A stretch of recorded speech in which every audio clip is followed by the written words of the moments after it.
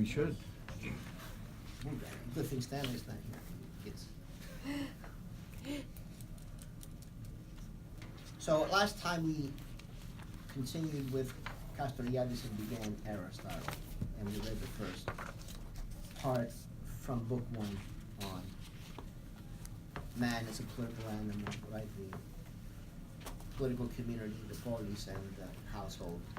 And the significance, the reason I thought it was important to talk about this is in the distinction between the household and the city or the political community.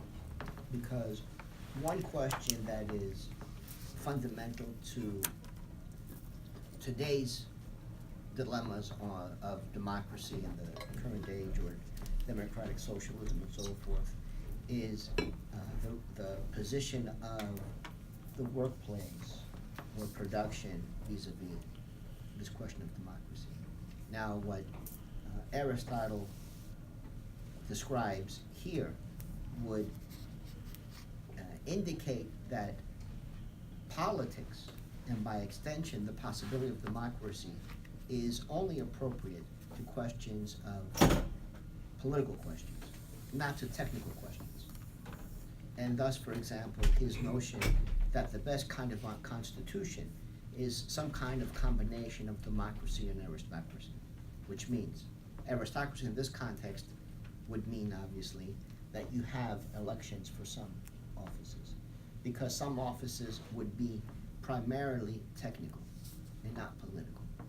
Like in the example that is most significant is the generals. So the generals in Athenian democracy were not chosen by lottery, as were the political positions, but they were elections where the people would elect the generals.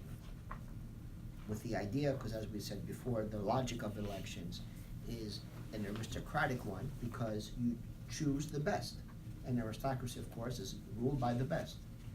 So there is a best when it comes to being a general, let's say, that you presuppose a certain kind of technical capacities and experience and talent, even perhaps, in terms of how to wage wars, because certainly you don't want to lose the wars. You'd rather win than lose. So maybe you want to get some people who are adept at waging wars as the generals. But there is no one who is more or less adept at the question of the good and the bad. The good and the bad is, we're all experts in that sense. The only thing that can preclude you from fully being capable of passing judgment is if there is some interest that gets in the way of your ability to think, and along those lines of, is this a better or worse way of living?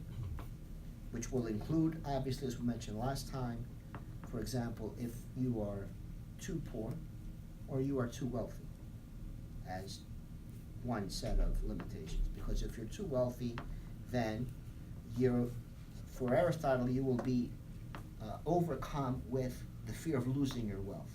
And you will use your position within the city to try to secure your wealth. And if you're too poor, you are overcome with questions of how not to be poor.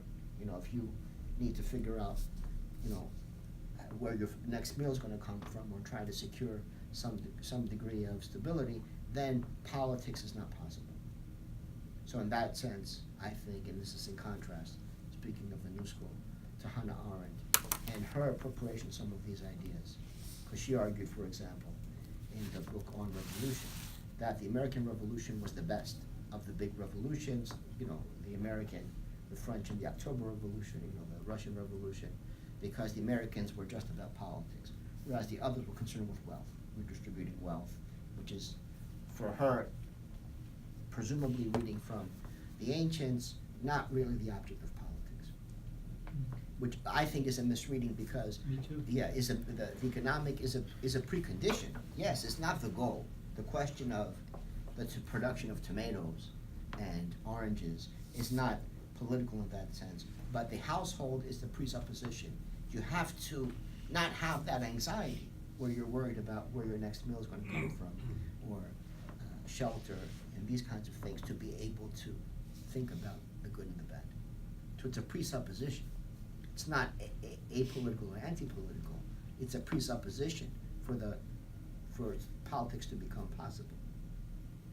So I think these become important distinctions for later on, because, for example, if we then look to someone like Roberto Michels, who, as some of you may know, he has a very famous book on political parties, and in that book he makes the argument that democracy today is not possible.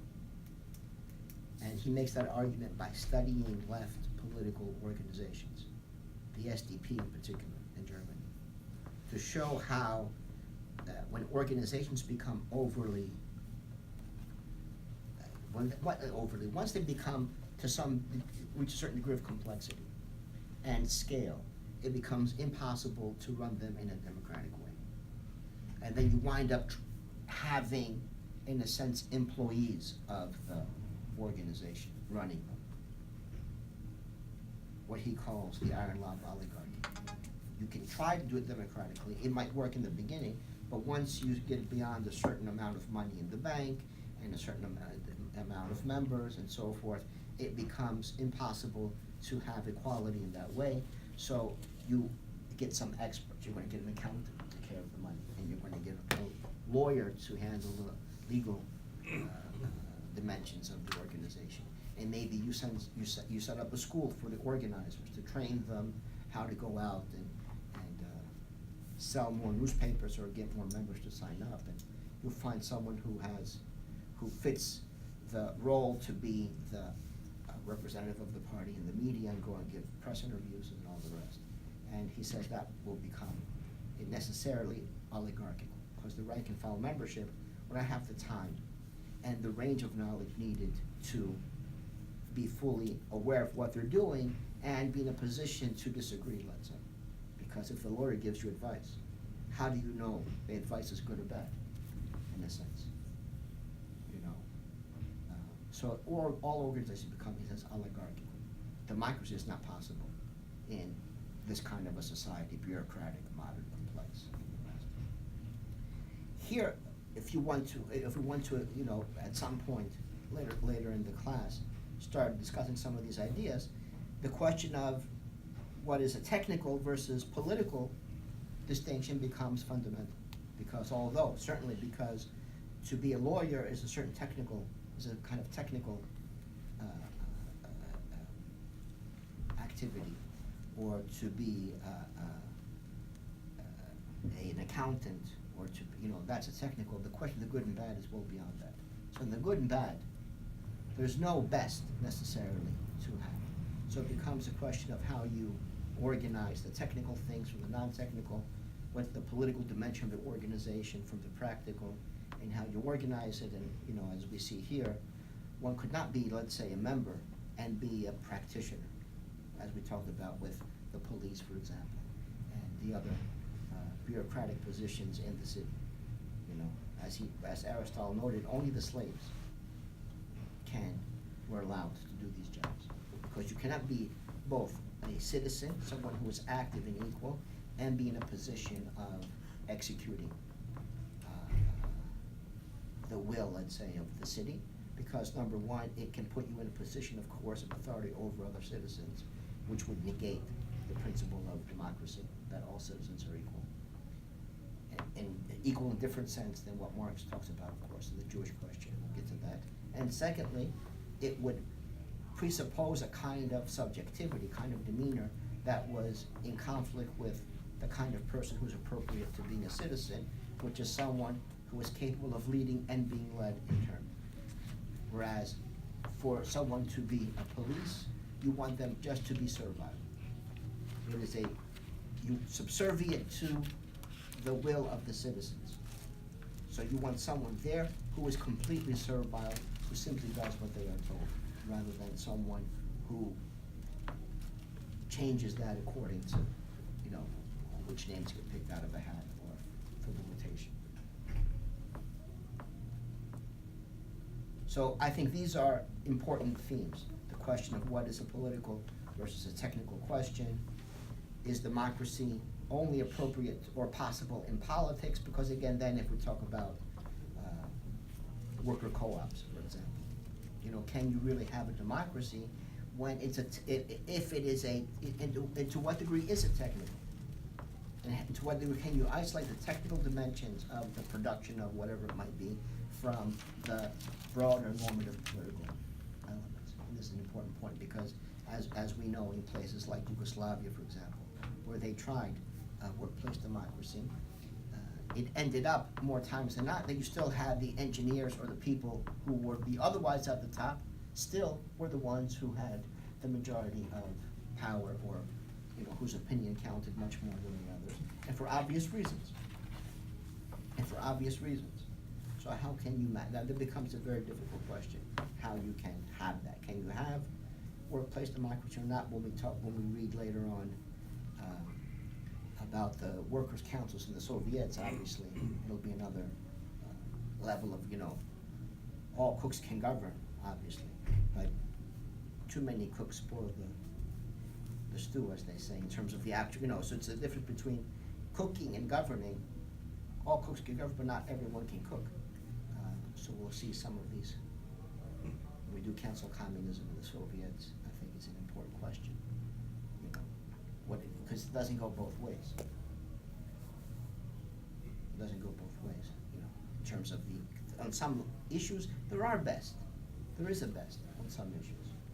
People who are better than others. On others, you cannot be a best because the how to live that's politics. We don't know the answers. That's when we have the political process, and we're all trying to figure that out.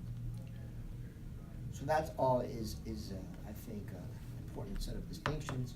And I think it also leads us into this question of politics and democracy in Karl Marx, because it's not one is that. The second issue is, well, what's the purpose of politics? Because we're going to see here, and on the Jewish question, Marx is going to be attacking the liberal understanding of politics and political life. Because when you understand politics as how to live together, if Aristotle's definition of politics is the quest for human excellence, which means how can we live together in ever better ways? Since we're not just animals and we're not driven by instinct, but we can think, we can decide that the way we live together can be improved, or the way some other people live might be better than what we have, and let's borrow some ideas or some practices. You know what I mean? When you go to England, certainly they're very happy to borrow French cuisine or Italian cuisine or Indian cuisine because theirs might be inferior. Yes, that's a political question. How to eat, how to live, and sometimes you see these questions. But when we read then Thomas Hobbes or John Locke, you see a very different notion of politics. Because if the traditional notion of politics, up until Machiavelli, let's say, is consistently this question as in Aristotle, how to live together in ever better ways, the question of the good and the bad. Once we hit Thomas Hobbes and his compatriots, things become radically different. And the question of politics becomes, how can you provide security and safety to the community, not how to live together. How to live together is not in question. The how to live is not in question other than in Hobbes, because Hobbes, in my estimation, was much more clever than the others who followed him, much more rigorous as a thinker. Because you can ask yourself the question, well, if, according to liberal theory, man is a wolf to other man, as Hobbes says, right? Humans, if let, in a state of nature, are in a state of perpetual war of all against all. And we are a threat to each other, and that threat is what, in politics, you try to control and minimize. And you do that by creating this great Leviathan, as Hobbes says, this great state that's so powerful and so immense that you don't even think about disobeying it, because we have now each given it so much of our power, and it's this immense, collective body that is much more beyond us. And we'll get to, and Marx really, I think, is brilliant in how he understands the fetishistic nature of this split of the citizen as citizen versus us as individuals in civil society. And we'll get to that. But if that's the goal, then how can you be true to your nature? If it's your nature, it's not, as Aristotle says, as a political animal, but as a wolf to other humans. How can you be true to your nature in a society where you have this great Leviathan controlling you?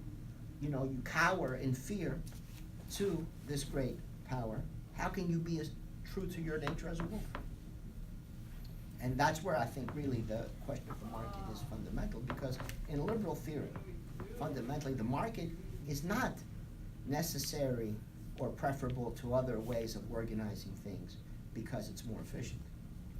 That's not true. Anyway, you read Adam Smith, it's obvious that the markets oftentimes are not efficient, and there's all kinds of problems with these kinds of things. That's not the question that is the most efficient.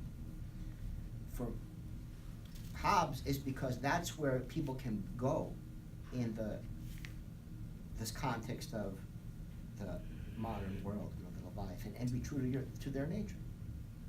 You can go. Where can you go and be true to your nature as a wolf to other men? Well, you can't go and, you know, your neighbor has some nice goats, and you say that those are some good goats. Let's go take them, and you go and you hit your neighbor over the head and you take the goats. But you can go in the marketplace and be true to your nature. So there's a possibility for human happiness, even in this world of this immense Leviathan, because you have the open market. The market is free, it's open to your participation, and you can go there and be a wolf. And you might win, you might lose. There's no guarantee you're going to be successful, obviously. You know what I mean? There's no guarantee you're going to be successful, but you have the possibility. So the human happiness is possible in the liberal society through the market, through your participation in the market. There you can be a wolf to other people. The state, however, will protect you, will protect your property, will enforce contracts, all the other things necessary, and thus you have the best of both worlds. You have the security and safety, and you have the competition. No, I was going to say the wolfing. You wolf through other means. Yes, but just you can't do it through direct physical coercion. You have to do it through the economic competition and all the rest. So now, if the question of politics becomes not one of how to live together, and how to live together is presupposed by someone like Hobbes, because it means you live in a market society, because you have to have the possibility of happiness. No one asks the question anymore, in a sense these days, how to live together. It's left open. You know, it's a matter of whatever, of private choice or markets, and if people want to live in suburbs, then who are, obviously it's not always so simple, because without the state intervening and building highways and all the rest, you wouldn't have suburbs necessarily. But there's seldom that it's explicitly asked how we want to live, from the standpoint of these kinds of questions. And the question of politics becomes how best to guarantee security and safety.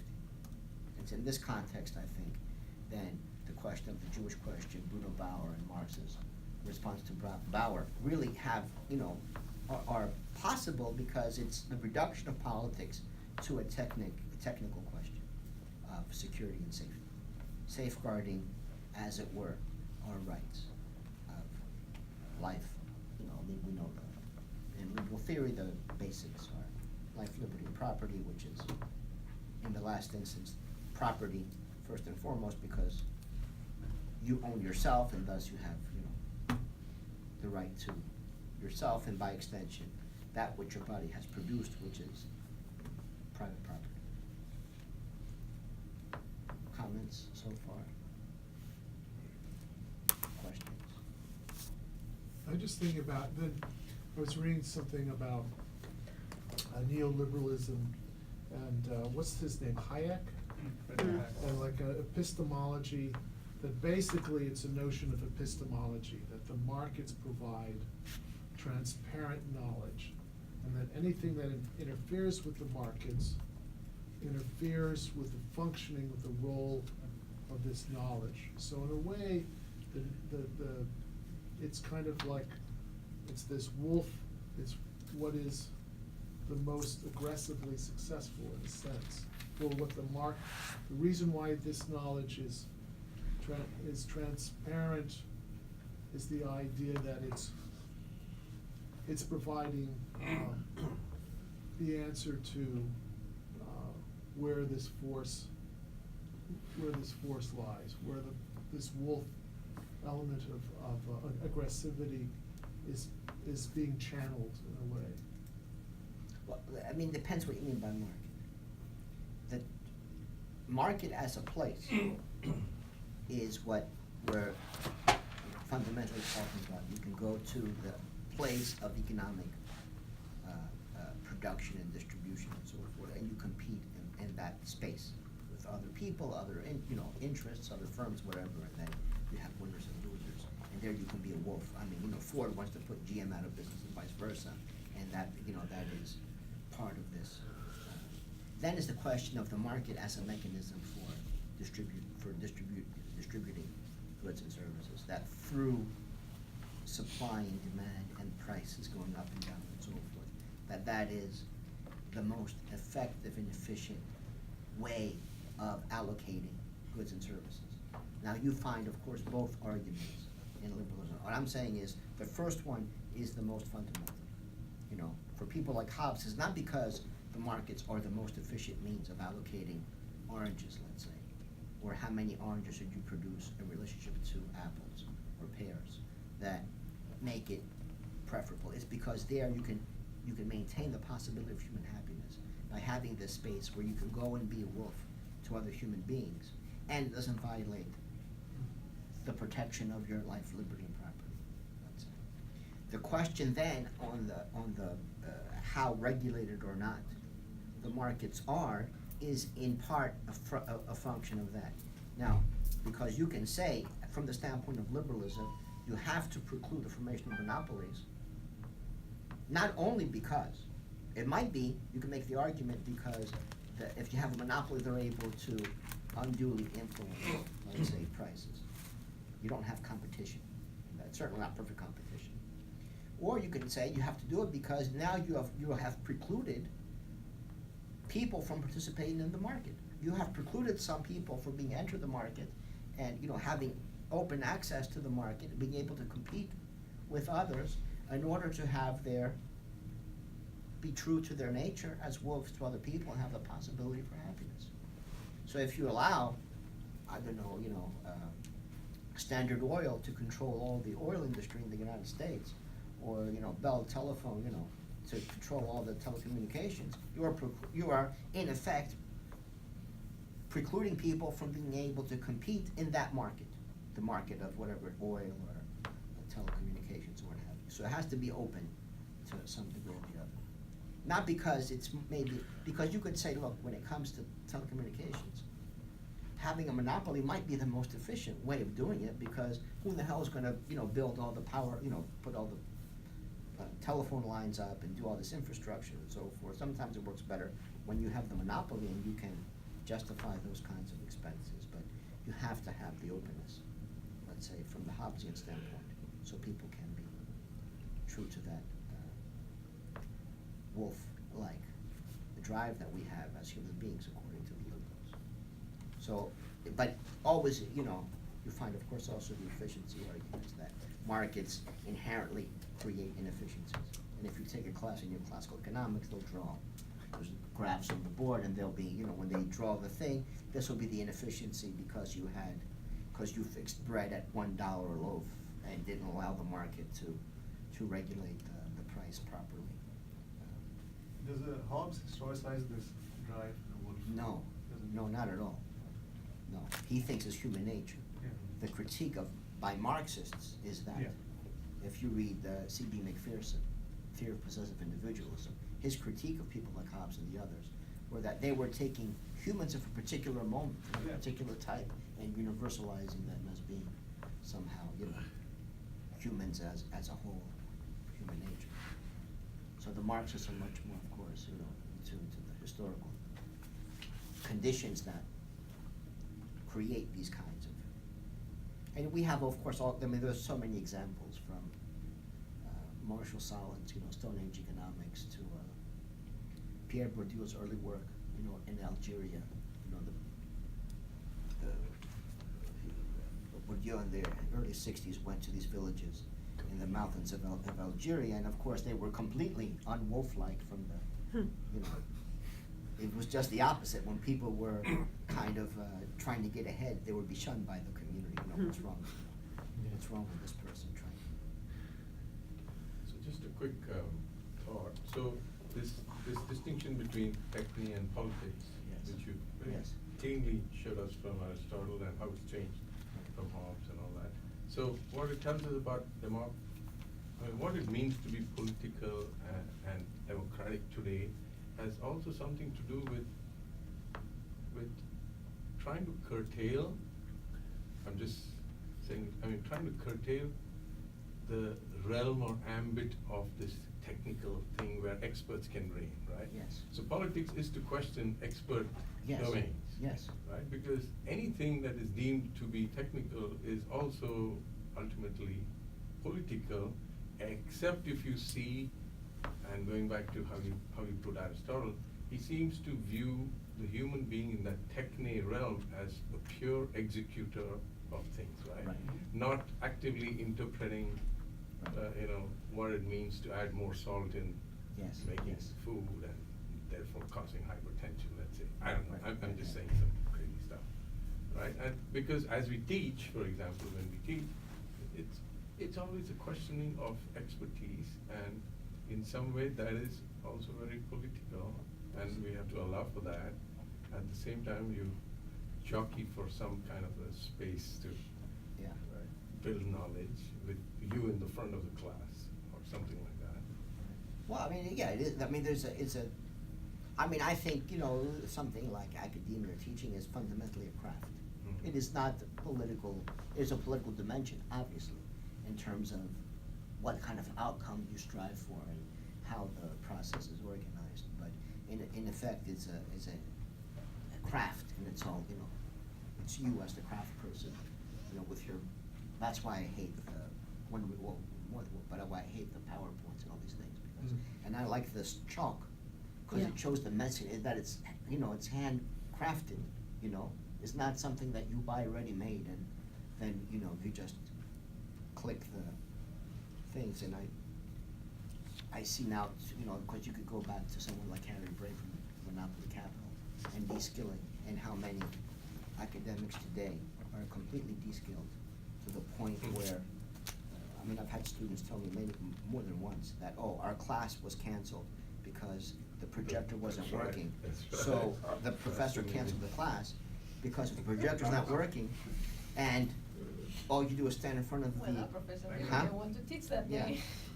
That's probably true too, but if it's simply you read off the bullet points in the PowerPoint, that's a great de-skilling, obviously. Absolutely. It's a great de-skilling of the craft, there's not,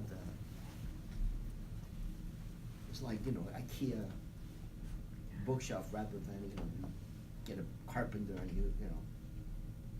the instructions are missing, how do you make the bookshelf, So it's a great de-skilling, I think, but of course, yes, it's always true that there is a normative political dimension there.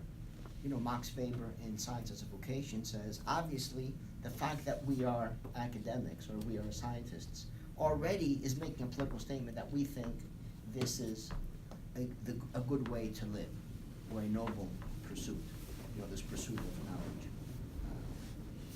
As opposed to other, but that, you can't prove that. That's a political question. I cannot say definitively that I think it's better you come to the university, even if it were a real university, because many now are, just a facsimile of what a real higher learning would be. But even if it were real higher learning, that's better than you sitting and read the Bible every day. I think it is better, you think it's better, but we can't say definitively to, the born-again Christians that, well, you'd be better off burning the Bible and coming and reading Karl Marx and Max Weber. It's a political question. It's a political question, yeah.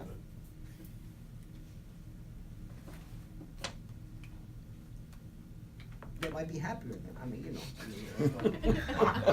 they might be happier because they, you know, because that's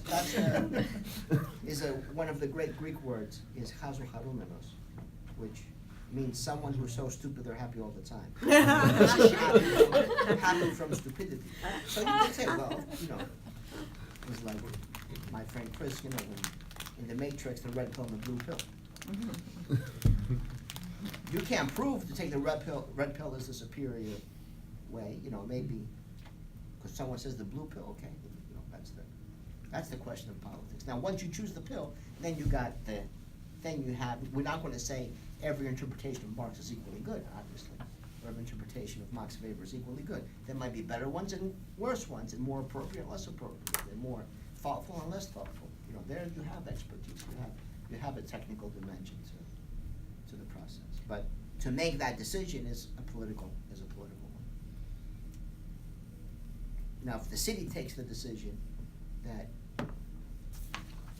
you know, we're going to go with Marx and Weber and not Jesus, then that's politics.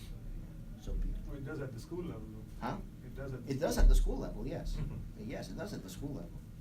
Because if a student comes to me and says, you know, if I ask a question, and the answer is because Jesus wants it to be so, they're not going to get a good grade. You know, not beyond the question of religious freedom, of course, which everyone has. It's not an acceptable answer. And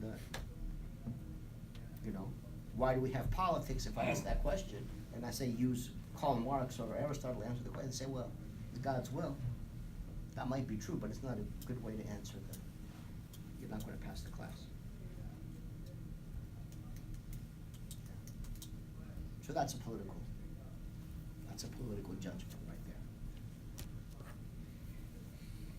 But there, yes, even in teaching there is a political, obviously, there are political presuppositions that, as Castoriadis said, you know, cannot be proven, or, you know, there is no outside standpoint from which these things are objectively true. It's a value judgment, it's a political judgment. But it's in, you know, this context of the shift to liberal politics that all this, that Marx's analysis of the Jewish question really is significant. And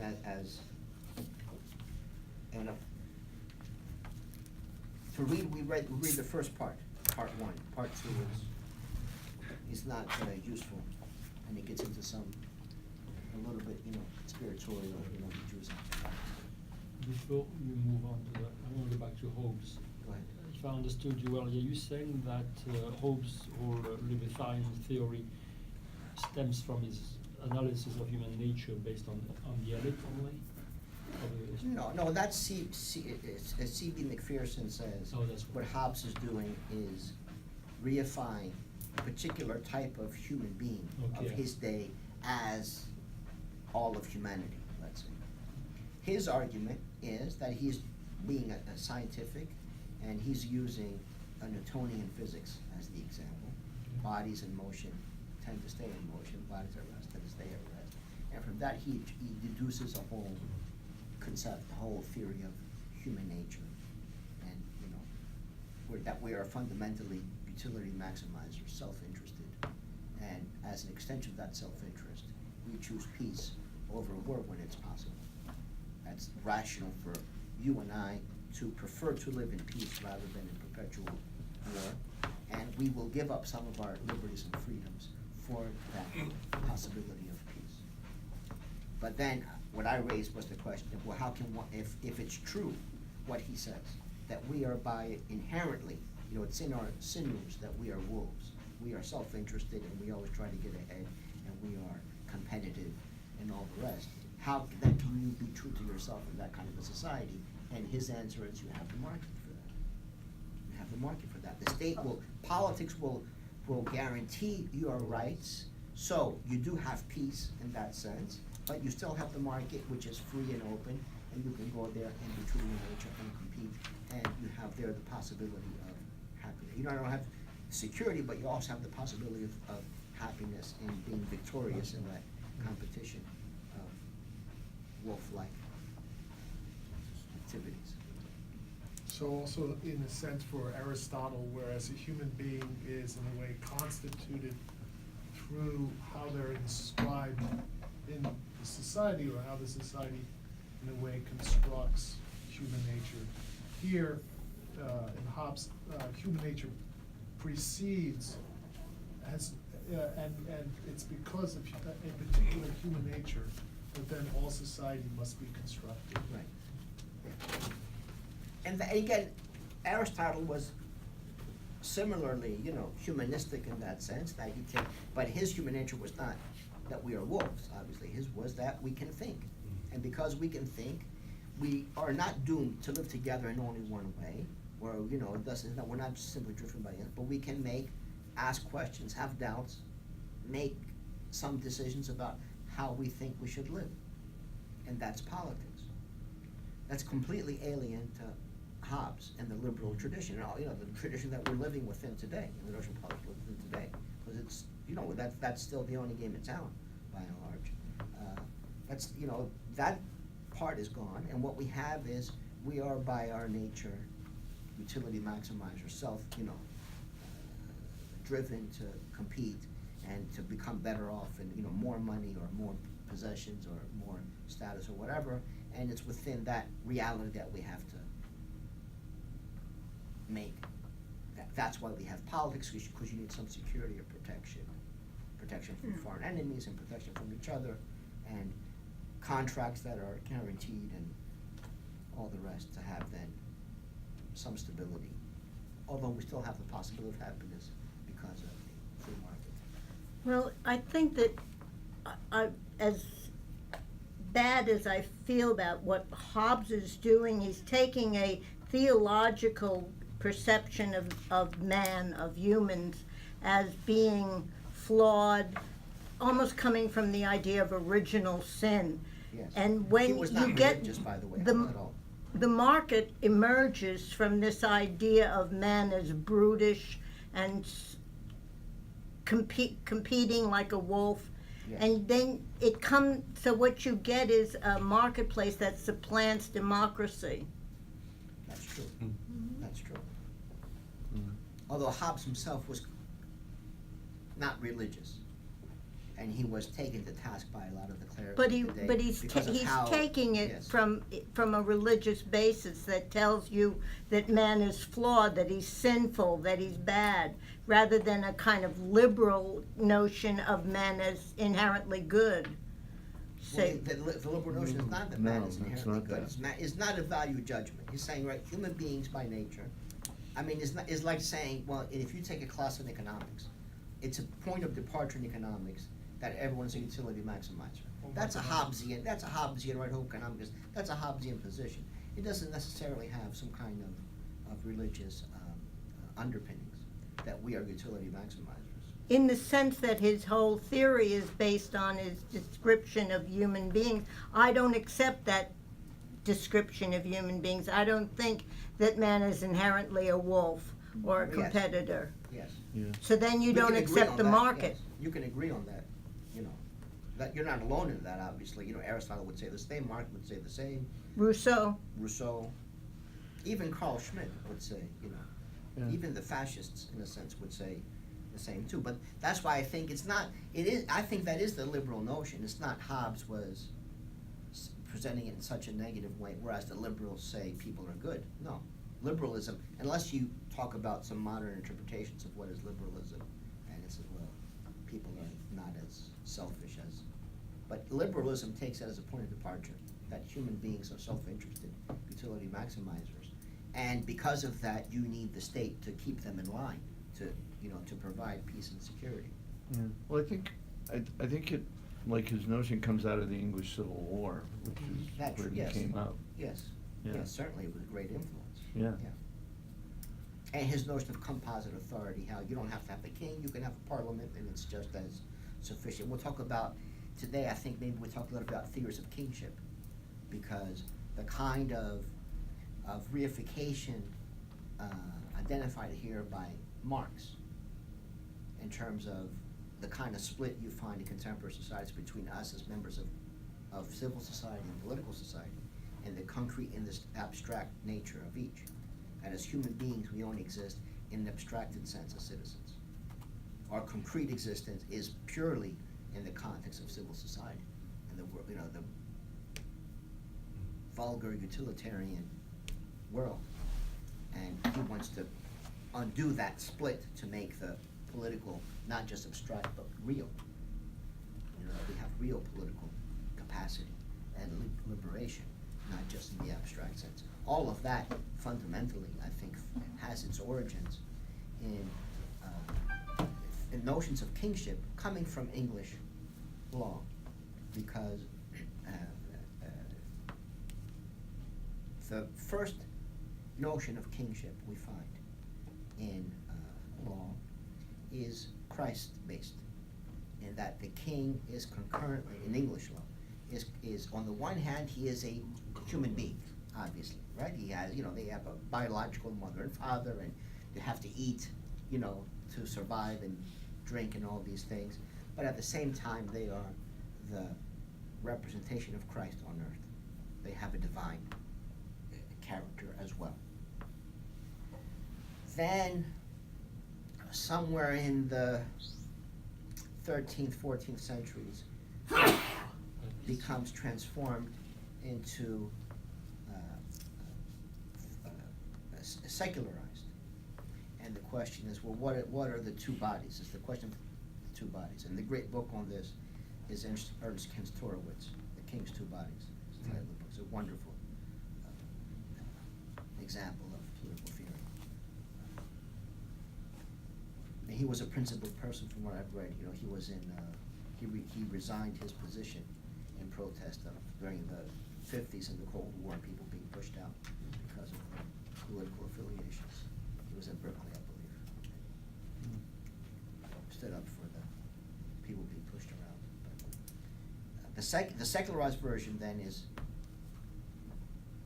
comes about how? So one of the distinctions of the king from other members of the landed, let's say, aristocracy, was the king had the power to tax. In contrast to if you were just you had your landed estate, you weren't taxing, you were just getting the rents or your portion of the production from the feudal, lands. But the king had the power to tax. And so you have the second notion, which was based on the financial interests, was that, well, the second body of the king still has the human body. They are, they have a mother and a father and friends, and they have to eat and do all these things. But at the same time, they're a universal how? Because they are responsible for the financial health of the community. And that's universal because all of us have an interest in the market. And not only that, of course, the body of Christ and the body of the money is the same.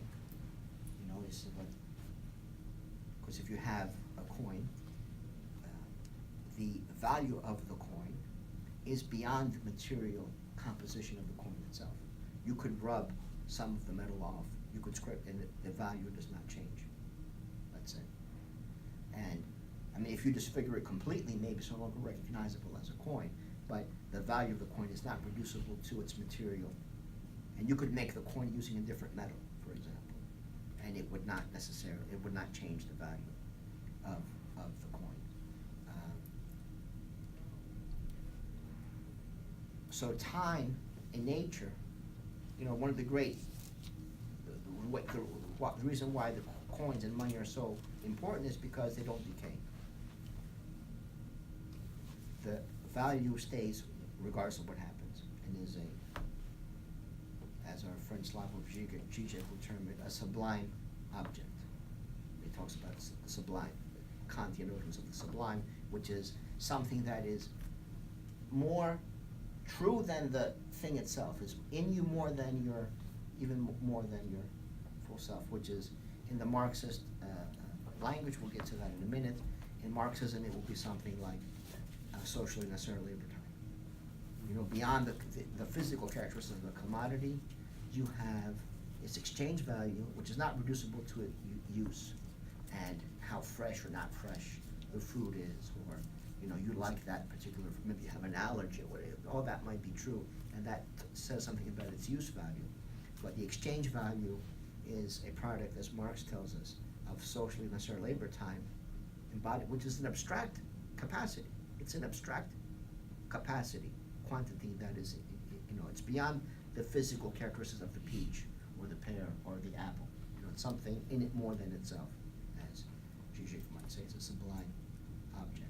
And money then was then the replacement for the Christ. It's not no longer Christ, is the money, because the king has the power to tax, responsible for maintaining the well-being of the public finances, and that touches everyone. So it becomes king as fiscal manager versus the king as private person who has their, that becomes the dual bodies of Christ. That didn't last long. That lasted a very brief amount of time in English law, this distinction. Primarily, I think because it's too overt and it's too honest in a sense, you know what I mean? It's, you know, it's about the money, it's about the finance. But because all of us have an interest in the market, it touches on all, it's universal. Then it became, the body politic became the other body. So it's the king as individual person with, you know, mothers and fathers and kids and familial obligations, and plus then as the embodiment of the body politic. So it became polity-based. So you go from Christ to money to the political community as the other body. And that's still where we are, in effect, you know. The political body is the other body of us, but we are, I mean, I want to get to the nitty-gritty of the arguments, but we are now part of that sovereign, because we have our dual existence as concrete individuals in civil society, as it were, with your particular religion and economic interests and vocations and all the rest. And at the same time, all of us, beyond all these particularities, are part of this collective body politic. It's in us more than ourselves.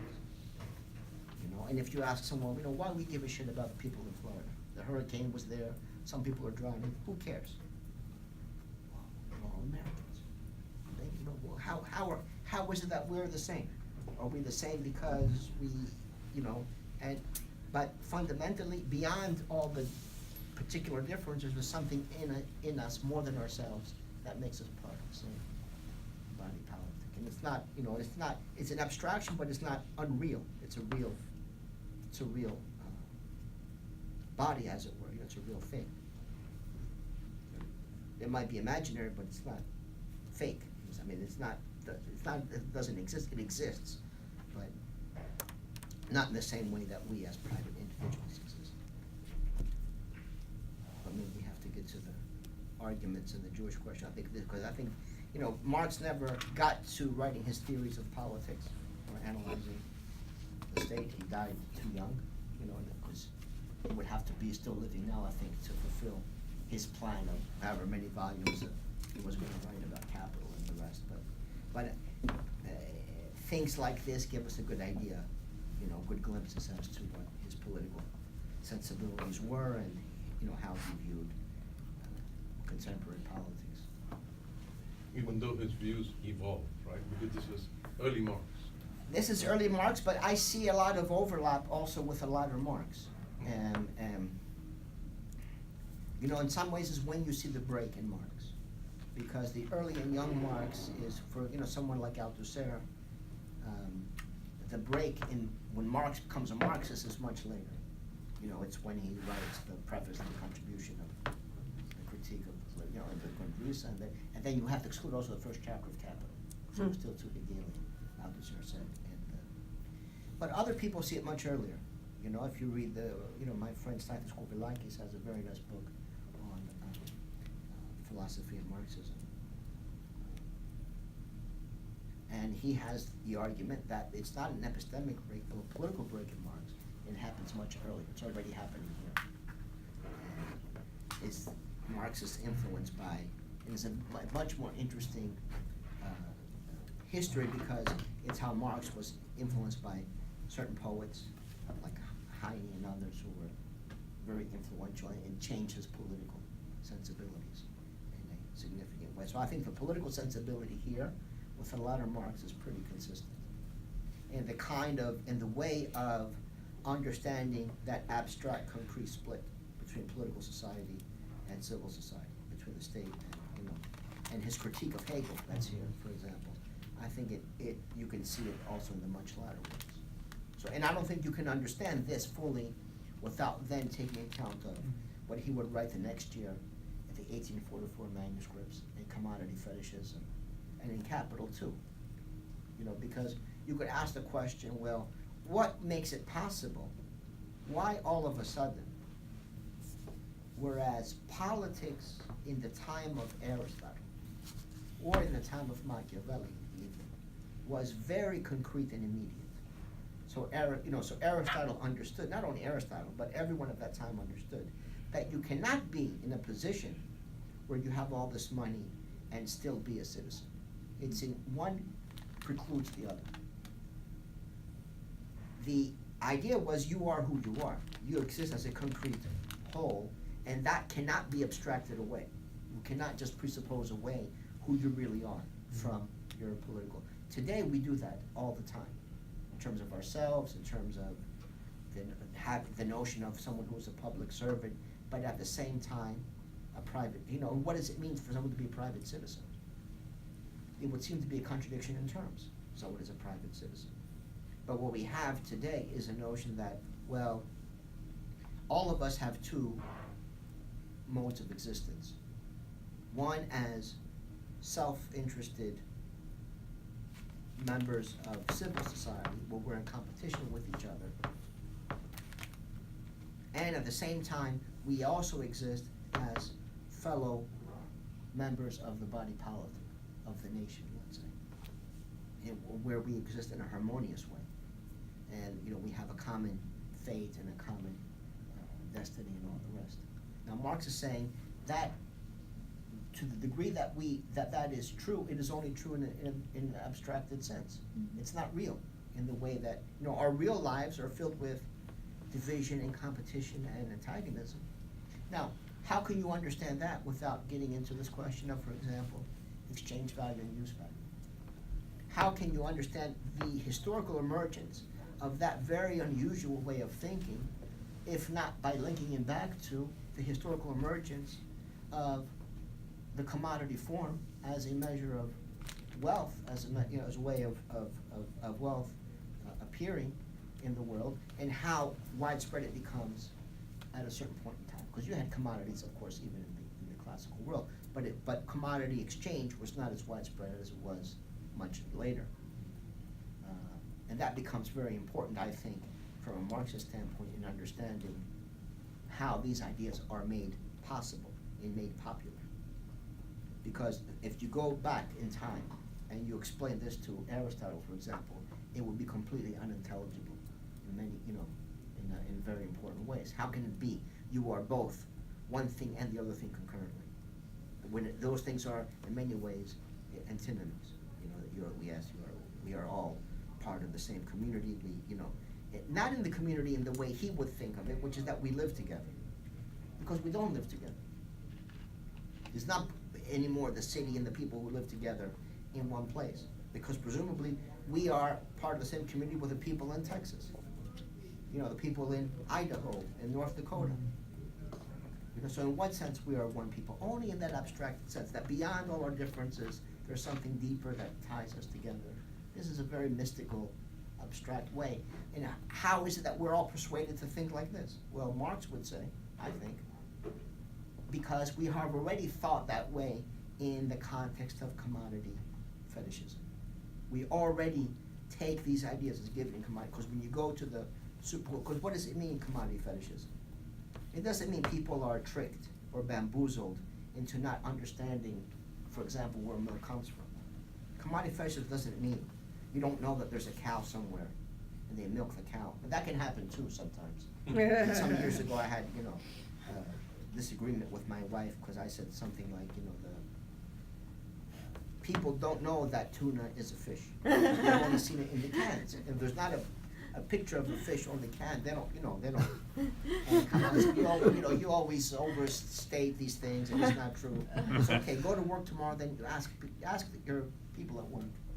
And then she came home that day, so you were right, you know. Most people did not know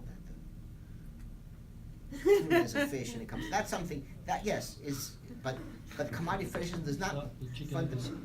chicken of the sea. Well, that throws them off. That throws them off. They think it's a chicken. I rest my case. Yeah. When it's sliced, it's tuna. Oh, yeah.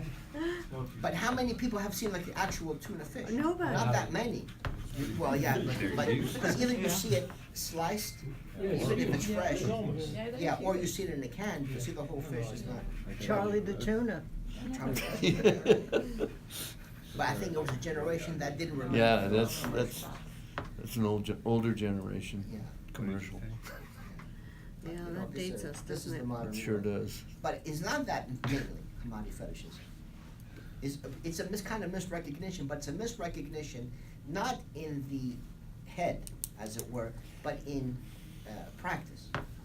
Because when you know that the milk, there's a cow and it creates the milk, and there are people who drive trucks to bring the milk to the supermarkets, and all these things you know. You know all these things, you know?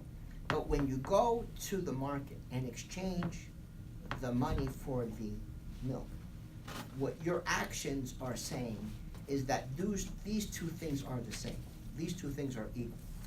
That one, let's say, carton of milk equals $1. And $1 equals one, let's say, cup of coffee. Now, you know they're not the same thing. You know they're not the same thing. And that's why, if they were the same thing, in fact, you wouldn't have to exchange the dollar for the milk, because you could use them interchangeably.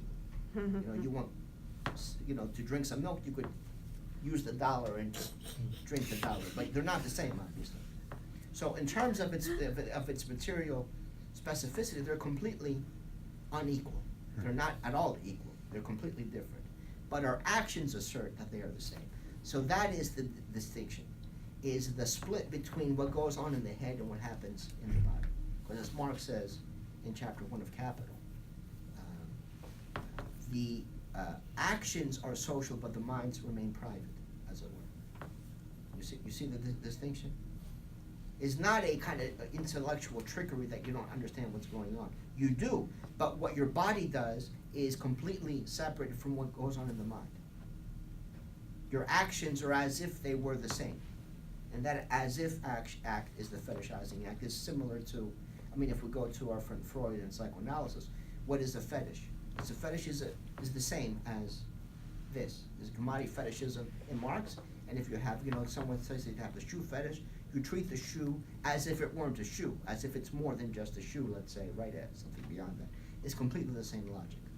And it's not that you don't know the shoe is a shoe, is you act as if the shoe was not simply a shoe, but something more than what its physical, constitution as a shoe. So this is really, I think, to understand fully the arguments Marx makes here on the Jewish question, you have to understand how you have in mind the modern world these dualities, the abstract and the concrete, the public and the private, the state versus civil society.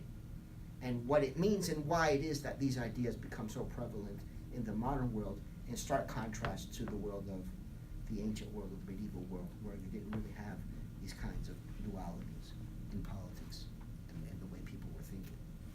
Because then we're going, if democracy then is a goal or is possible, you're going to have to undo or attack these kinds of dualities and abstractions to bring things much more concrete again, to have the possibility of something like a democracy. You have to be able to break these abstract, Well, we can't have, fetishized political categories. we can't have democracy and the market. No, you can. No, I didn't say that. You I'm can. saying that. Well, they did in the ancient world. They had markets and they had democracy. The They had Greeks. markets, yeah. But I think the dilemma, if there is one, is always the cat chasing his own tail. When you get started, when your own mind is filled with abstraction and concepts, to break the circle so that you actually enter a sort of materialism of physicality. Yeah, well, that's why we're going to have the lifelong learning camps. help people. To decontaminate or To, de-abstract? to re-abstract the material of the potato. So I like what you said, what was it, actions are social, but what? Minds remain private. I didn't say The that, mind- Marx said that. Oh, yeah, okay, yeah. Marx said that. That was Everything I'm saying, I'm stealing from other people, take that as. Nothing original. Yeah, no, nothing original. So if we go to, I think I have the penguin, you know, maybe people have different translations, but on this version is on page 216, or is about about 5 or 6 pages into it.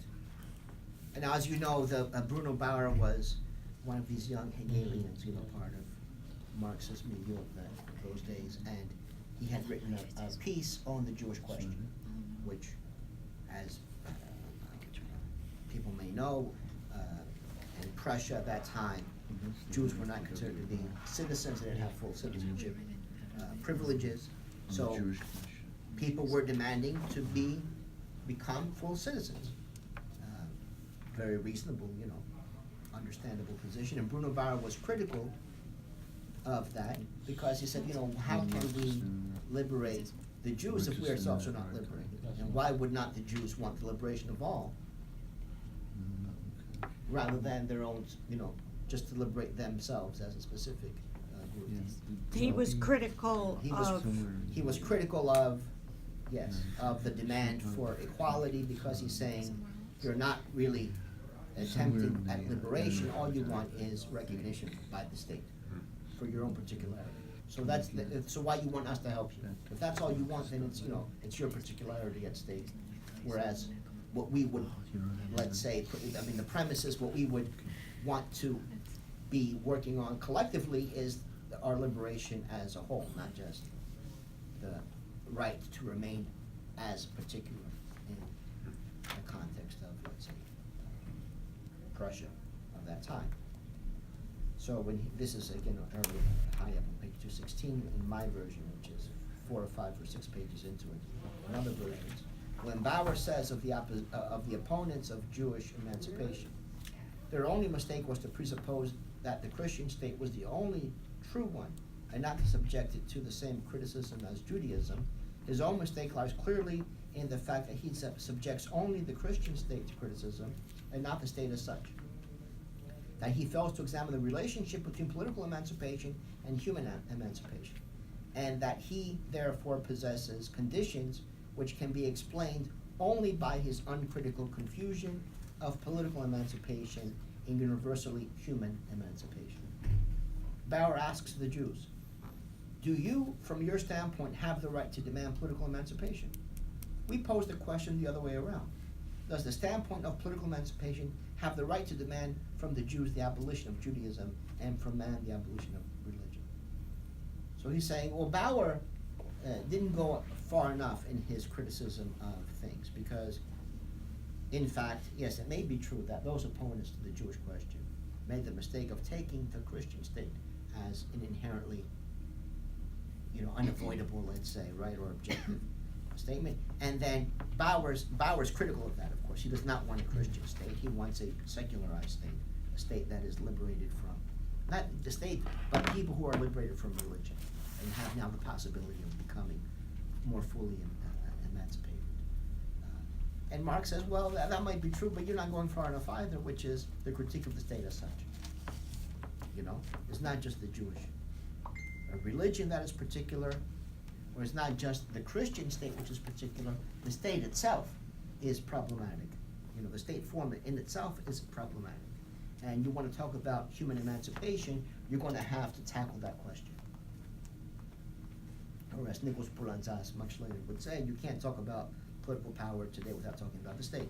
You know, it's both in the sense that you want to organize some movement, some power. You can't ignore the state. You can't say, well, we're just going to stick to, you know, soup kitchens and, you know, you have to deal with the power of the state. You know, that's, you know, you can't avoid it. You can't just ignore it and think, well, we'll change the world without taking power, as there's a book by that title, Change the World Without Taking Power.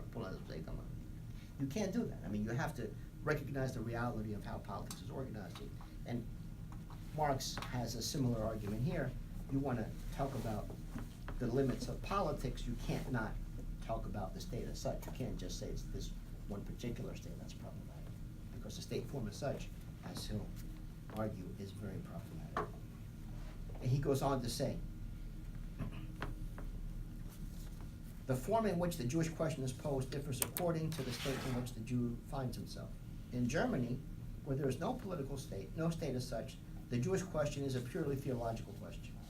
The Jew is in religious opposition to the state, which acknowledges Christianity as its foundation. This state is a theologian ex professo. Criticism is here criticism of theology, double-edged criticism, criticism of Christian and of Jewish theology. But we are still moving in the province of theology, however critically we may be moving in it. In France, the constitutional state, the Jewish question is a question of constitutionalism, since the question of the incompleteness of political emancipation.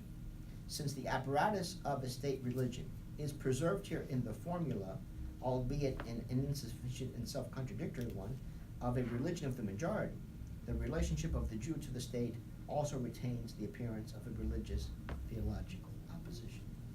Only in the free states of North America, or at least of some of them, does the Jewish question lose its theological significance and become a truly secular question. Only when the political state exists in its full developed form can the relationship of the Jew and of religious man in general to the political state, i.e. the relationship of religion and state, appear in its characteristic and pure form. The criticism of this relationship ceases to be theological criticism as soon as the state ceases to relate itself in a theological way to religion, as soon as the state relates to religion as a state, i.e. political. Criticism then becomes criticism of the political state. At this point, where the question ceases to be theological, Bauer's criticism ceases to be critical. So he says, look, the state, the religious state, is not fully developed as a capitalist state, because it remains in the realm of privileges. It is explicitly not representative of all of the body politic in that sense, but only of some. It maintains a hierarchy of political rank or privileges. It's still a feudal political form in a large degree, in that it's based upon privilege rather than universal rights. That's actually its weakness. That's its weakness, yes. And the religious, the state becomes fully bourgeois, fully capitalist, when it liberates itself from religion. Now, he says, does not liberate the people from religion, and he uses the American case, of course, as an example par excellence. He says, look, in the United States, in these free states of North America, as he says, it's completely secular, but it doesn't mean religion is done away with. If anything, it's more vibrant in these places. And certainly time has not diminished that vibrancy of religiosity in the United States. You have many. It's not freedom from religion. Yes. It's not religious freedom. It's the freedom from religion for the state, but not for the people, That's right. he's saying. Because now the state can not waste itself with these theological, questions of which is completely irrelevant to the task at hand, and can go about its business of representing the interests of the capitalist class. But it can only fully do so when it has that degree of universality that religion keeps it from fully achieving. So the modern state, fundamentally, you have to go from a discourse of privileges to a discourse on rights. It is part of the form that is most appropriate, in a sense, or most functional for representing a society so deeply divided by these class antagonisms. You have to go from a discourse of privilege to a discourse on rights. So it's the next page, for example, from where we stopped. He says here is where he says the political emancipation of the Jew, the Christian, and the religious man in general is the emancipation of the state from Judaism, from Christianity, from religion in general. The state emancipates itself from religion in a form and manner particular to its nature as state by emancipating itself from the state religion, i.e., by acknowledging no religion, by instead acknowledging itself as state. Political emancipation from religion is not complete and consistent emancipation from religion, because political emancipation is not the complete and consistent form of human emancipation.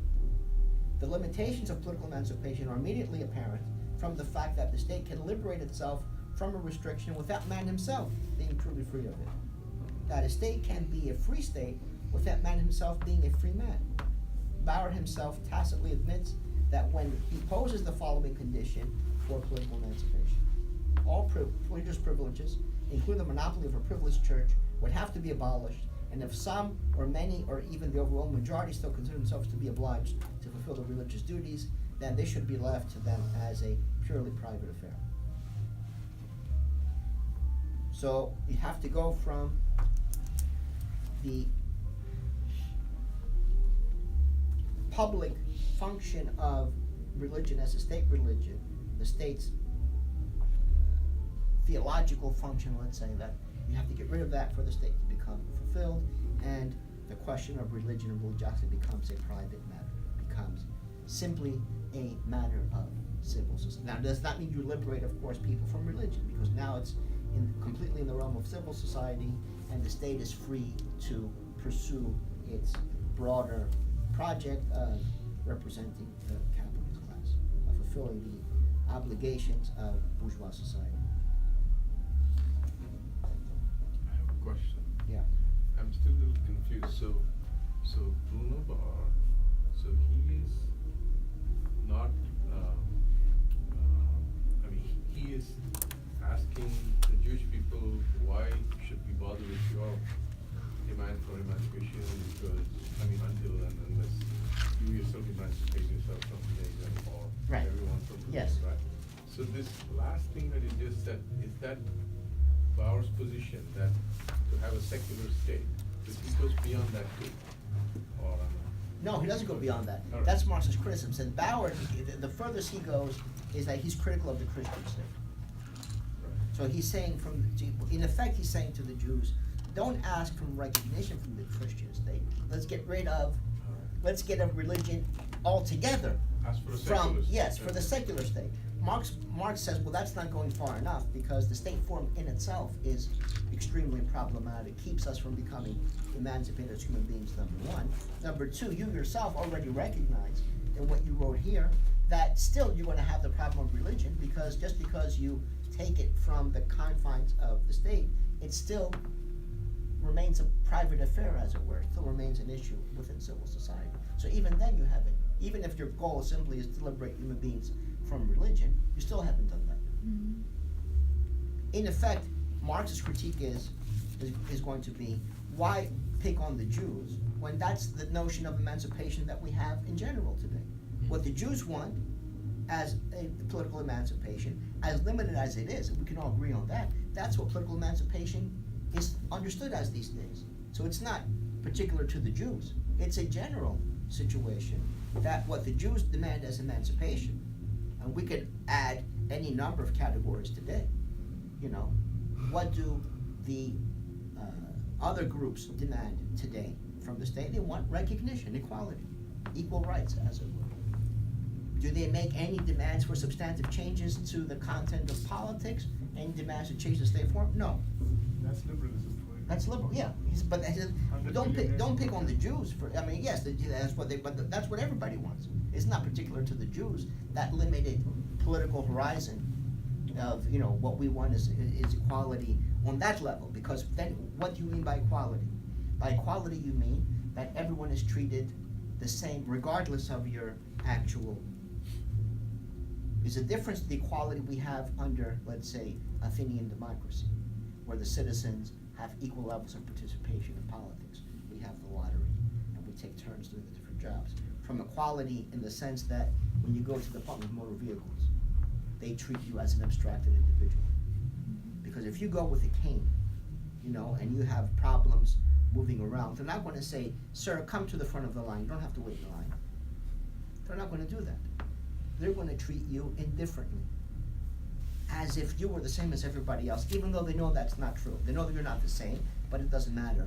From their standpoint, you have to be treated equally, which means equally good or bad from that standpoint. So there's a real difference in terms of what we mean by equality, what we mean by democracy, what we mean by, and we're gonna get to this question of rights, but, you know, everyone is treated equally poorly is a goal. So if you are, right, you know, whatever race you may be, whatever gender, whatever, if you're treated equally poorly, then it's okay, it's you know. And it's a powerful argument because there is a lived experience of equality on that level. The fact that you go and you have to wait in line like everyone else, in effect, is the material experience of your equality to the others. It's not simply a procedural, let's say, formality. It is a real substantive experience of being equal. You know what I mean? You know, that is, in a sense, the spontaneous ideology of equality doesn't come out of just, you know, thin air. There are all these rituals and procedures and processes through which we live as if we were abstracted individuals equal to each other, even though we, of course, are not. So you can't easily dismiss it, is that what Marx is saying, is that what you're saying? Well, I'm not saying you can't, we can easily dismiss it, let's say, as an idea, but I'm saying it doesn't exist simply out of thin air. There's a material basis, there's an institutional foundation for this notion of equality. It's not just they put it in writing somewhere. They have instituted real social practices that embody and presuppose these ideas. So it's not, because because a lot of people simply speak in terms of conspiracies and people have been bamboozled and tricked and hoodwinked and so forth. It's not ever so easy. There are real material practices from which these kinds of ideas are made compelling or thinkable. And that is one of them, this kind of bureaucratic procedures through which we are treated in an abstract, as if we were abstracted individuals. We are not. That you have a particular, background and friendships and all the rest. They have to treat you differently.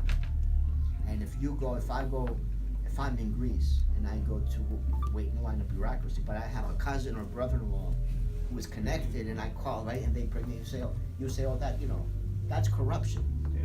Yeah, that's corruption. You see what I mean?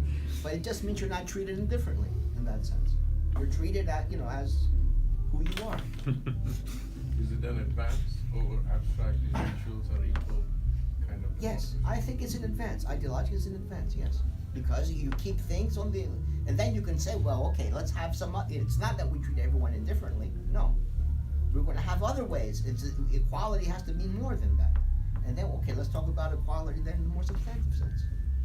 So, in the French Revolution, when they say fraternity, liberté, égalité, fraternité, égalité there can, in a sense, be kind of have different meanings to different groups within the revolution. To some of them, it means this more radical idea, and then Right. and then to some it'll mean. It can mean equality before the law, Right. which is simply that everyone is treated the same. But again, which is a very abstracted formal dimension of being equal. It just means you're treated indifferently. The bureaucratic ethos, ethic, is one of indifference. And because we might say, you know what, if someone who is elderly or someone who is pregnant goes to the Department of Motor Vehicles, they should not have to wait in line. There should be, a substantive judgment. These people should not have to wait 2 hours in line to do their paperwork to get their driver's license. They should go immediately to the front of the line. That's antithetical to the liberal bureaucratic ethic. But we could say a democratic ethic would not treat people indifferently, but would consider these, of course, these conditions. Reminds me of that famous quote, under the majestic equality of the law, the noble as well as the beggar are enjoined from sleeping under bridges. That's true, yeah. They got formal equality, but they don't have substantive equality by any stretch of the imagination. Yeah. And in order to live better, maybe we have, you don't want to treat everyone the same and differently. What is, why would we want that? I'm not saying that if my brother-in-law works in the ministry, that, okay, that means I get the, but that's something to discuss, what we will, we think we should, people who are, the categories of people who should get preferential treatment or not preferential treatment and all the rest. It's like leveling injustices, basically, because that concept of equality assumes like we're all the same beginnings, the same Yes. characteristics, or the same. I mean, we can all be president. One country, but. Oh, and there you see some cultural differences. A few summers ago, we were doing a summer class in Greece, and one of the students had left the island. She was flying back, and on the same flight was a friend of mine who was coming to join us, Yannis Stavrakakis. They were flying from Rhodes to the island to do the class, and she had mistakenly bought a ticket to the wrong island. So, because the plane stops on the island, it goes from Rhodes to the island of Karpathos, then it goes to the island of Kassos. And she had bought to the island of Karpathos by mistake and not to Kassos, which is close, but you're in, might as well be 1,000 miles away because you can't swim to. And she started panicking and crying, so the people said, no problem, we'll change your ticket. So they changed the ticket in the plane. So my friend Yannis, who was there, he saw the whole thing, said, this is amazing, because if there were Sweden or Germany, no way they would do that. On the plane, but they saw, she was not, she was upset, and anyway, the plane goes empty. It's not as if there's no seats and you don't have a ticket. There's plenty of seats. Let's just change the ticket. And she had to give a little bit of money, I think, and so forth, and they changed the ticket. So he said, this is, something that only a place like this, it can happen, because if you're in Germany, they said you have to get off the plane, you have to buy another ticket, you can fly tomorrow or the next, whenever you find a seat, but they did it, she didn't even leave the plane, on the spot, in the airplane, they changed the ticket for her and made that thing. So they didn't treat her indifferently, but if you were treated indifferently by the bureaucratic machinery of, if you're in England, forget it, they're not going to. You're in deep trouble. There they were open enough, they helped her out, and she made it back to the island. It's a nice problem to have. In India, you have a saying, anything is possible. That's the meaning of that. And I don't know whether to think it is capitalism with a human face, or is it an advanced state of capitalism that we tend to think, or what? Yeah. But it has a lot of feudal elements, because Of course. not everybody will get that That's true. treatment. That's true. So the question That's of true. difference is quite Context is ambiguous. important. Yeah, context is absolutely. So maybe we continue with our friend Marx here.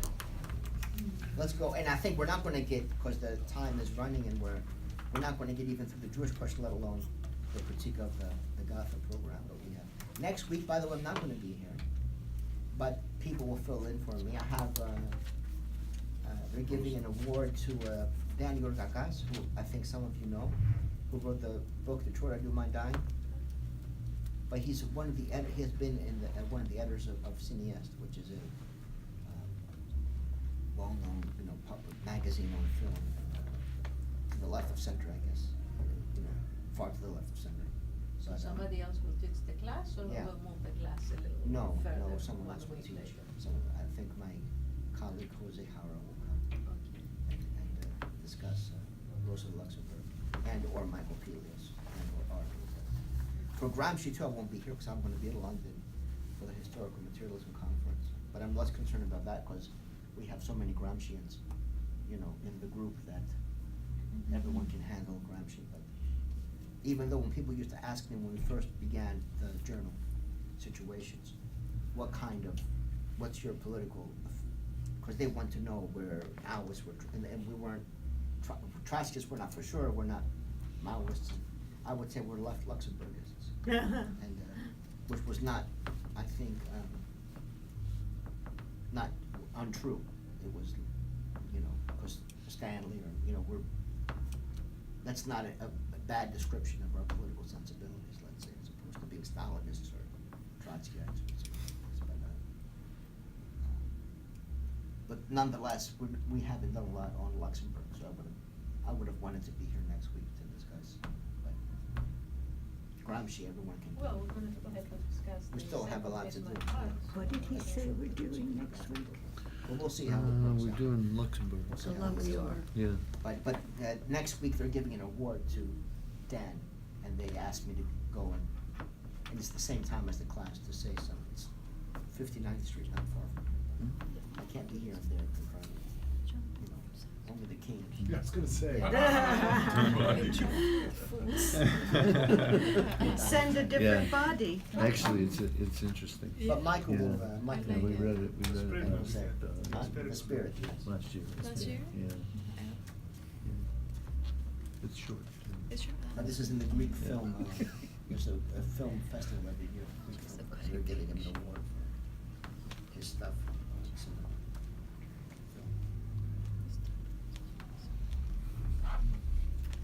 So this is on page 219 in my version, which I think is again, different pages. What page were you on previously? Good. Actually, let's continue that page. I was on page 218. Further down, he says, finally it follows that even when man proclaims himself as an atheist through the mediation of the state, i.e., when he proclaims the state an atheist, he still remains under the constraints of religion because he acknowledges his atheism only deviously through a medium. Religious is precisely that, the devious acknowledgement of man through an intermediary. The state is the intermediary between man and man's freedom. Just as Christ is the intermediary to whom man attributes all his divinity, all his religious constraints, so the state is the intermediary to which man transfers all his non-divinity, all his human unconstraint. And here and a little bit further down, he is really critiquing Hegel. Because in Hegel, in the philosophy of right, Hegel understands the state as being necessary. He says, look, in contemporary society, class divisions are too deep and too entrenched, and they will tear apart the society. For society to be possible, you need the state in order to regulate and mediate these differences. So the state, first and foremost, is a mode of mediation of class contradictions in the society that allows some degree of harmony and balance to allow the state to exist. So, and in that sense, when we talked about the bureaucrats and the rest, he said, you know, for Hegel, the state personnel are what he would call a concrete universal, which is to say, they are particular, obviously, but they are universal in their particularity. In their particularity, what is their own particular fulfillment is the fulfillment of what is good for the community as a whole. They are for the public good, as it were. Whereas in civil society, everyone is for their fractional, sectarian class interests. But the state brings harmony, manages these contradictions, and allows the society to happen, and the personnel of the state themselves, in fulfilling their own function, do what's good for the community as a whole. So the state is good and necessary and unavoidable. If you want to have society, you have to have the state to manage these contradictions. Marx is saying that's a religious function the same way that, in a sense, Christianity would be, because as we know from Feuerbach and others, of course, we are, of course, the creators of the gods, right? We created. Jesus is our creation rather than we are its or his, whatever, creation. That much we know, right? Because we're not. And what we do is we represent ourselves through this mediation. We represent our attributes back to us through the mediation of Christ, or these religious ideas. And Marx is saying the state is the same thing. We reflect back our own political agency, our own political capacity, back to us through the mediation of these state institutions. So it's still a kind of religious position we're within. You declare yourself an atheist to the state, you're still caught in that fetishistic bind of you represent back to yourself what is already there, but just in different form. still, they have similar structures, I think he's saying here, similar structures in how they're constructed, the church, the state, it's that mediated way of reflecting back to us our actual nature, our actual human activity. At the time, was basically his understanding of what the state is? Was it like close to a Weberian definition, like a control over the means of violence or legitimate violence, or? Because he doesn't get into that at all. No, because I think it was not I think for him, the state was not Because he keeps saying at a couple of points that at the time there was hardly any state. I think he refers to Germany. Yes. So in that sense, that. Because it was not unified still, it was not unified as a nation So in the sense that state. it doesn't still- have like an organized military control over a certain territory, or in what No, I sense think, that- I think simply in its own terms, that, I don't think he gives some definition if you fit the definition of your state, if you don't, you're not a state. If you have an organization that proclaims itself to be the German state, or you don't, and you don't. You don't have a German state. You have attempts maybe to create one, you have, a certain tendency perhaps, but it hasn't reached the point of creating a unified German nation state. And it wouldn't happen obviously for some decades later before that came out. Same with Italy, for example. You do have a French state, you do have a British state, you do have a Spanish state. You didn't have an Italian state yet at that point either. So I think it's Yeah, because it's more he kind of concrete like than- implicitly draws some comparisons with United States, which recognizes United States as a state. because it but was that- a state. Right, Yeah. but in a strict Weberian definition, like in terms of like a military control, organized army, one could actually say that it's, The United States, States. I mean, yeah, it doesn't really exactly fit the model at the time.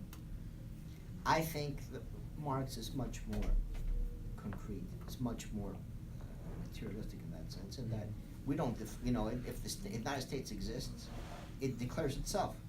It's not a matter of whether we're gonna recognize it. It already has taken on the form and the role of a nation state. And if you, then it's what does it mean that they don't have control over the means of coercion?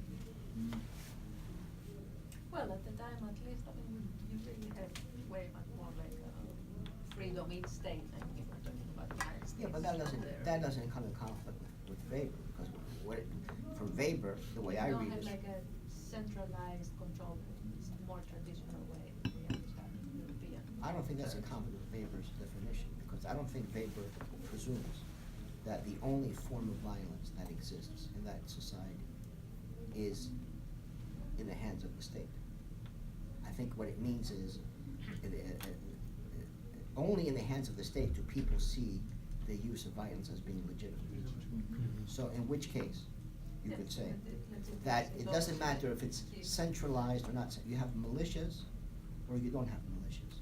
If people say we only recognize militias as being appropriate uses of violence, then it is within the confines of Weber's But even definition. that is challenged, like even, I mean, today, but even back then, even more so, like the federal power, like over the state.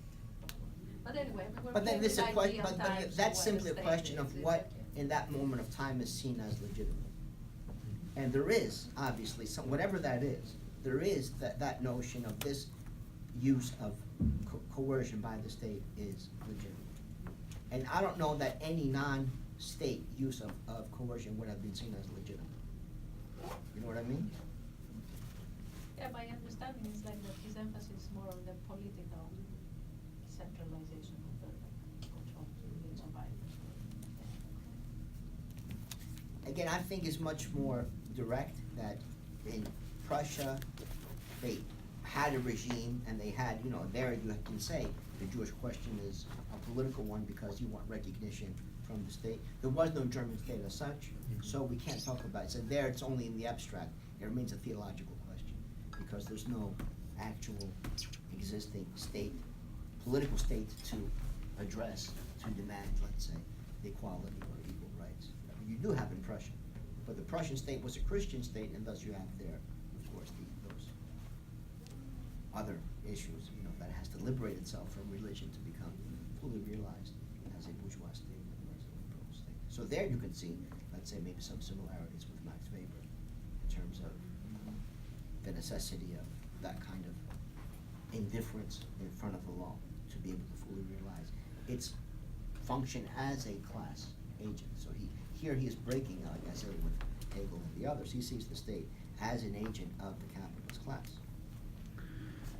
fundamentally. And to properly function in that capacity, you have to be able to pretend that you function in the name of all. You can't have that religious baggage from the medieval political traditions and saying, well, we're not going to recognize the Jews as Prussians or this group or that group.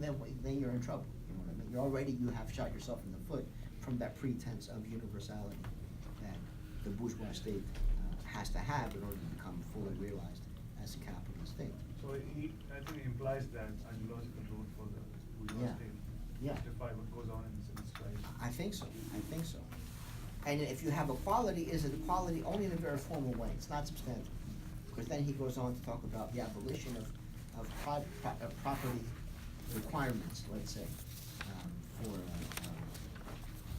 for the state. He says, and yet the political annulment of private property does not mean the abolition of private property. On the contrary, it even presupposes it. The state, in its own way, abolishes distinctions based on birth, rank, education, and occupation, when it declares birth, rank, education, and occupation to be non-political distinctions, when it proclaims that every member of the people is an equal participant in popular sovereignty, regardless of these distinctions, when it treats all those elements which go to make up the actual life of people from the standpoint of the state. Nevertheless, the state allows private property, education, and occupation to act and assert their particular nature in their own way, i.e. as private property, as education, as occupation. Far from abolishing these factual distinctions, the state presupposes them in order to exist. It only experiences itself as a political state and asserts a universality in opposition to these elements. Hegel therefore defines the relationship of the political state to religion quite correctly when he states, in order for the state to come into existence as the self-knowing ethical actuality of spirit, it is essential that it should be distinct from the form of authority and of faith. But this distinction emerges only insofar as divisions occur in the ecclesiastical sphere itself. It is only in this way that the state above the particular churches has attained to the universality of thought, its formal principle, in bringing this universality into existence. So you have to presuppose the particularities, presuppose them simply as elements of civil society in order for, as a state, let's say, to gain that universality. And it enables you to, in fact, continue the reproduction of these truths of civil society, of unequal education, unequal wealth, religious institutions, and all the rest. Does he see a liberal religious group as part of civil society? Yes.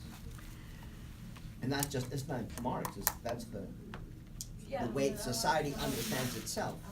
It's the self-understanding of society as well. There's also, of course, Hegel and all the rest, but that reflects how societies themselves organize and characterize. And you're saying, look, it's a fulfillment of the bourgeois principles that the state becomes secularized, liberates itself from religion, because that is, that's the way you can reproduce then all these truths. And we haven't gotten to the main point, unfortunately, which is the critique of rights. Because the main thing critique will be, well, what do we talk about? We talk about this equality. All those freedoms, all those equalities, and he gives examples in the Declaration of the Rights of Man, the various constitutions in France, after the Revolution, is the rights of man. Is the rights of only an abstracted individual.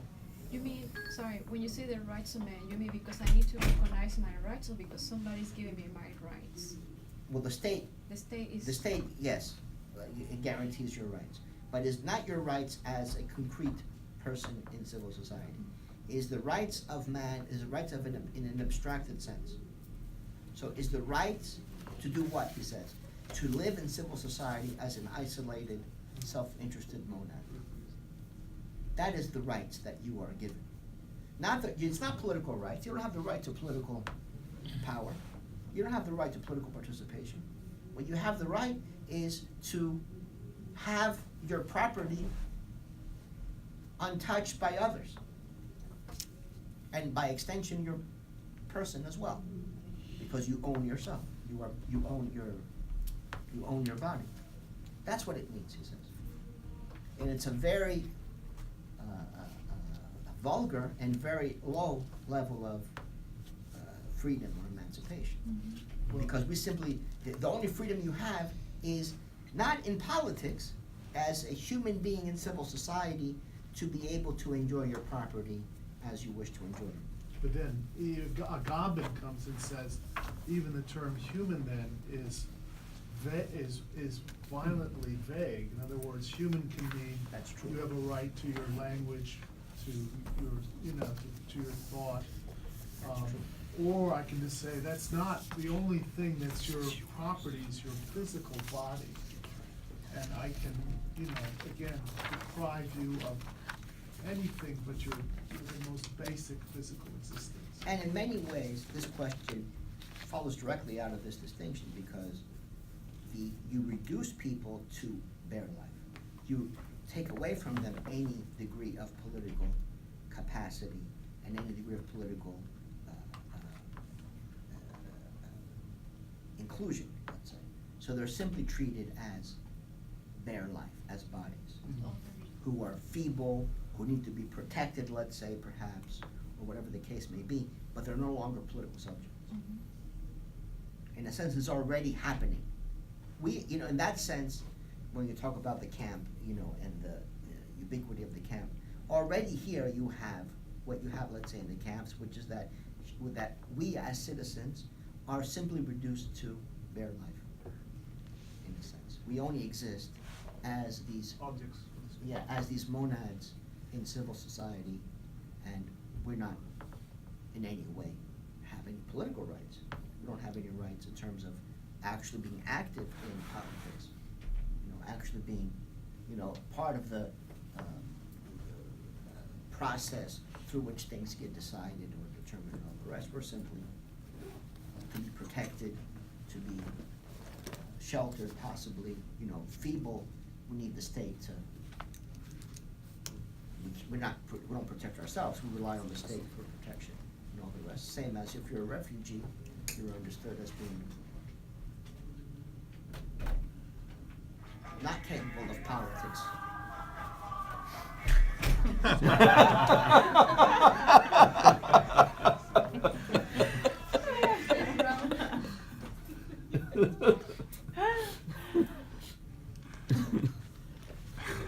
Michael Pili is calling us from Montreal to see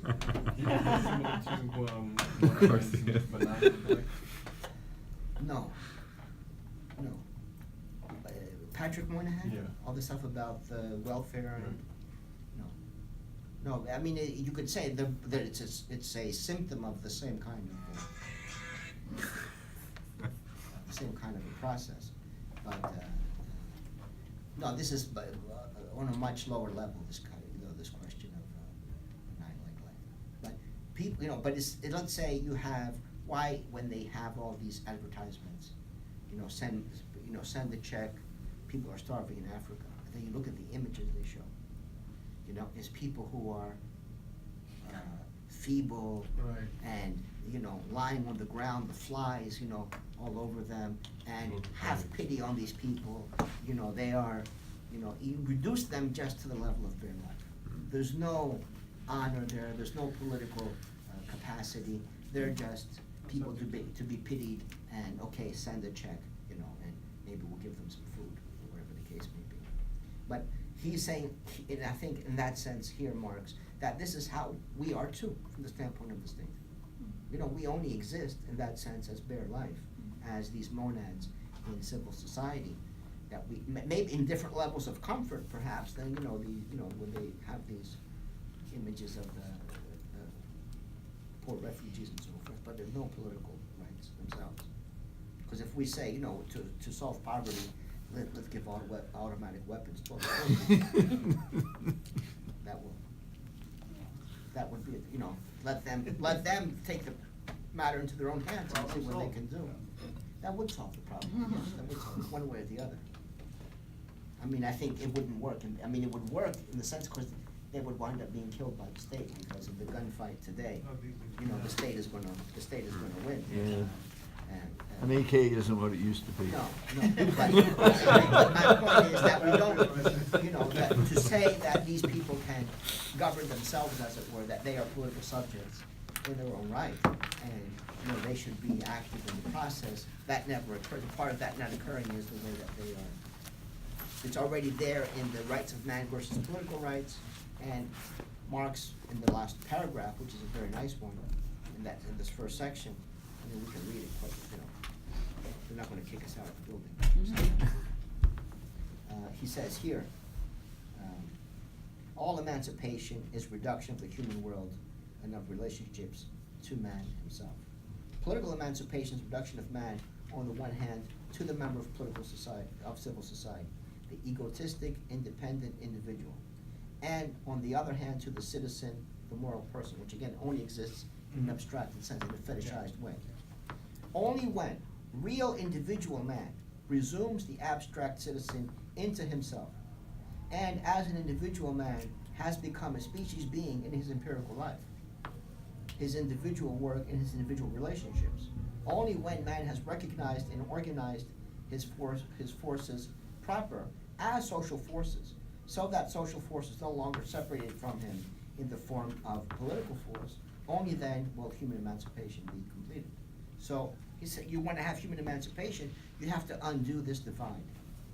That as political men, we only exist in this abstracted, fetishized way. And our real existence is simply on the vulgar level of, as it were, civil society. You know, and you want a real, you have to undo that so that the real becomes subsumed into the abstract becomes subsumed into the concrete. We as political subjects become realized in actual social relations and social activities, not just in this, you know, the way the money or the two bodies of the king, in that kind of abstracted way. And then we're talking about real human emancipation, that our species being is actually, you know, materialized in our lived social existence. We skipped all the nice quotes where he makes fun of the human rights. He talked about it, and that's Yeah. his What method. I find most amazing is he was only 24 when he wrote that. Yeah. Yeah, It's insane. yeah. The grasp of the problem is A, sharp. a question on critique of the Gotha program. I mean, is that basically a slamming of the social democrats? Yes, yeah. But that's important.